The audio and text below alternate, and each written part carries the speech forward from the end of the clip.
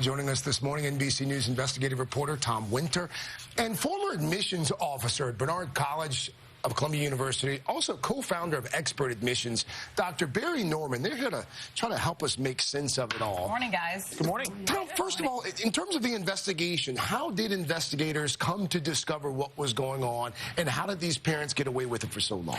Well, Craig, that's one of the things we're still trying to find out is exactly what the original investigation was. It wasn't this particular case that eventually led them to uncover this information, and this has been going on, according to the court documents, since 2011. So this has been going on for some time with the government. That cooperation happened just in the last couple of weeks. So this is something that's been ongoing. The case really kind of came to a point in September of last year. So this is something that is rapidly moved forward by law enforcement. And, you know, with time this morning, we're able to go through these over 300 pages of charging documents. We really start to get into some of the key details. And I think one of the things that's new that we're just starting to learn about is that there's nearly 800 families that were involved in this, 761. Do you know why I get so riled up about this? I feel like my eyes were open when I moved to New York City, right? So I went to Wichita, Kansas public schools. Kudos to USD 259 public school. And I remember when I moved to New York City, I'm like, no, we're going to go to school in our neighborhood. We're going to, you know, we're not doing all of this private school stuff. You know, I was so against it. And then slowly but surely, when you're here, you realize there's a whole nother matrix of getting into, and I'm talking about preschool, let alone college, and the steps that parents will take to get their kids into preschool and the money that they will spend. So we shouldn't be surprised then when you're talking about Ivy League schools. It's unfortunate that there's this cutthroat thing, this underbed that's been happening probably, which people think, for years. And perhaps this isn't the only one. Am I crazy? I mean, this has turned into a business. Sorry about my rant, but I get all hot and bothered about it because I feel like it could have been going on for years. Right. Probably has been going on for years. I mean, I don't know how you can't be bothered by it, right? You know, neither of my parents went to four-year colleges. I worked hard to get to college, and you hear about something like this, people who already have every advantage and privilege, and it's just not good enough. It's the American dream that you work hard and you can achieve. And here we have things not only cutting into that, but just illegal.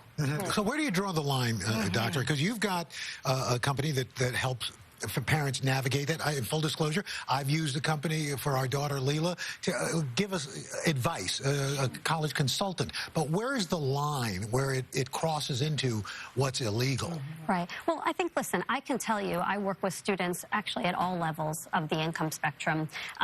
A 17-year-old is a 17-year-old. They need help. They need guidance through this complex process that even parents can't make sense of. Because it's different than when we went to college. It is entirely different. Places that were, the process itself is more complex. It's so much more competitive. Behavior like this, completely unacceptable, is because college admissions has become so competitive. That's the reality. You know, the desperation or feelings of desperation and what these parents have gone to as a result, that's where we have the issue. So is there any way to put the genie back in the bottle then, to make it less like this? Well, I think we have to look to the colleges, right? We don't have control over this. We need colleges to step up and say, what is the message that we're sending when every year admissions numbers, the admit rates are going down, applications are up, and we come out every spring and after every early decision and say, look how few students we took. Look how many valedictorians we denied. They need to change the message.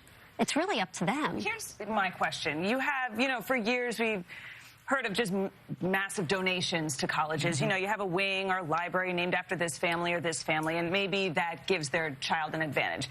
This time around, it seems like they kind of snuck in through the athletic system. Clearly, these kids aren't even on this team. I mean, isn't, however you do this, setting your child up for failure? Because they also, now they're in Harvard or Yale or wherever, they have to perform. Or are they given a pass? Okay, we understand they failed a bunch of classes, but we'll keep them here because there's a lot of money that was donated. I think from a legal standpoint, you bring up a really good point. It came up yesterday at the press conference, which is, you know, people talk about donating buildings, donating a library, building something, and that's how so-and-so got into school. That whatever we may think of that from an ethical standpoint or moral standpoint, whatever our feelings are at this table or watching at home, it's not illegal. What happened yesterday that occurred is it wasn't with the knowledge of the university, according to the court documents that we were able to read, and it was something that was done, it was fraud. You know, to your point, there were people that were admitted to be soccer players that had never played soccer, that would fake an injury that summer and say, well, that's why I can't play. So, yeah, it's setting them up for failure, to your point. In addition to that, once the federal government gives $10,000 in donations, I shouldn't say donations, but some sort of a founding money to one of these universities, at that point, it becomes something that is of interest to all of us, in the government and as taxpayers. That's what triggered this action yesterday. So they said, look, you're defrauding a university or an institution that we give over $10,000 to. Yeah. That's the trigger from a federal standpoint, and that's when it's going to become a crime. Dr. Norman, your business helps prepare kids for college. When I was growing up, my dad was third shift at the post office. Mom was a school teacher. We couldn't afford your services. For folks who would say that even what you do gives kids an unfair advantage, your response would be what? My response is the same as I said before, which kids are kids. They need help and they need guidance. How much do you charge? I have a range of prices. I don't think that's not something that I want to talk about.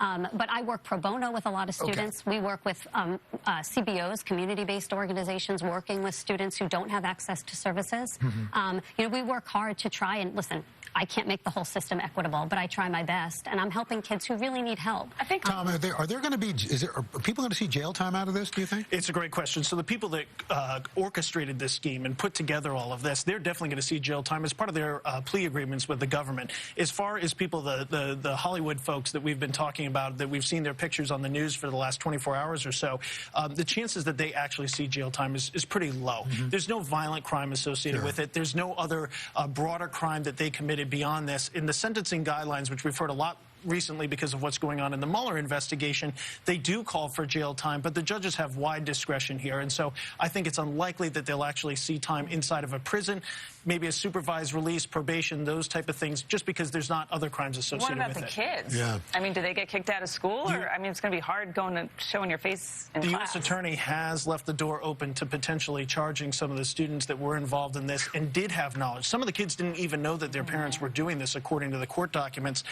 They do leave the door open for charges there, and then, it's going to be up to the schools. I don't know. Acceptance letters are coming out next 2-3 weeks. Yeah. So what about these kids who are looking at those looking for those letters? I think there are going to be more questions and more hand-wringing. Certainly, those letters are starting to come out, and they'll be coming out in the next couple of weeks. I think, though, the message stays the same. Work hard. Most people are getting in the right way. Yeah. All right. Yeah. Thank you. It's a good discussion. Thank you for it goes helping us back to try the to make have some and sense of it. have-nots, and I think that's why people get so upset. I think And there are a lot of great other schools than these brand name schools. Right. Again, These are not the SUNY only schools Oswego. out there. Yeah. Rutgers. Yeah. There you go. Wofford. Go Cats, Northwestern. Oh yeah, that's a real. Yeah, oh, yeah. Low, But again, work my butt off to get there. That's Don't true. get me started. That's a good point.